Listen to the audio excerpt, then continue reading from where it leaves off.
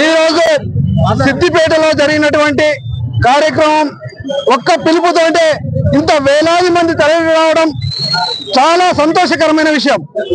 పశ్చిమ బెంగాల్లో జరిగినటువంటి మారణ హోమానికి మేమందరం మద్దతుగా నిలుస్తామనే ఉద్దేశంతో ఒక్క పిలుపుతోటి ఇంతమంది జాగృత కావడం చాలా సంతోషకరమైన విషయం. మొన్న పక్కకున్న బంగ్లాదేశ్ లో ఇంతమంది జరిగిన సంఘటనలు చూసాం. ఎటువంటి సంఘటనలు అవి? హిందూ స్త్రీ కనిపిస్తే చాలు వేటాడి రేపులు చేశారు. హిందూ దేవాలయాలు కనిపిస్తే చాలు కూలబెట్టారు. హిందువుల ఆస్తులు కనిపిస్తే చాలు వాళ్ళపైన హిందూ ఆస్తులపైన దాడులు చేశారు. అటువంటి పరిస్థితి ఈ రోజు మన భారతదేశంలో పశ్చిమ బెంగాల్లో నుండి స్టార్ట్ అయింది.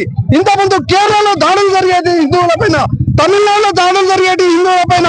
ఇప్పుడు పశ్చిమ బెంగాల్లో సామూహికంగా ఏ ఇష్యూ వస్తుందా దొరుకుతుందా చూస్తామనే అనేటువంటి మూకలు కొన్ని ఉన్న కారణంగా వక్ఫ్ చట్టంకు సంబంధించినది పార్లమెంట్ లో ఆమోదం పొంది ఈ రోజు ముందుకు రాగానే ఆ పేరుతోటి ఒకటే తీరుగా వచ్చి హిందువుల పైన దాడులు చేస్తూ వాళ్ళను ఊర్లు కాలు చేయించే ప్రయత్నం చేస్తున్నారు.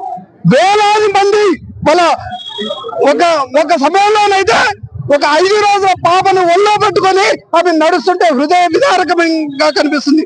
ఇటువంటి సంఘటనలు ఎన్నో కనిపిస్తున్నాయి మన దేశంలో.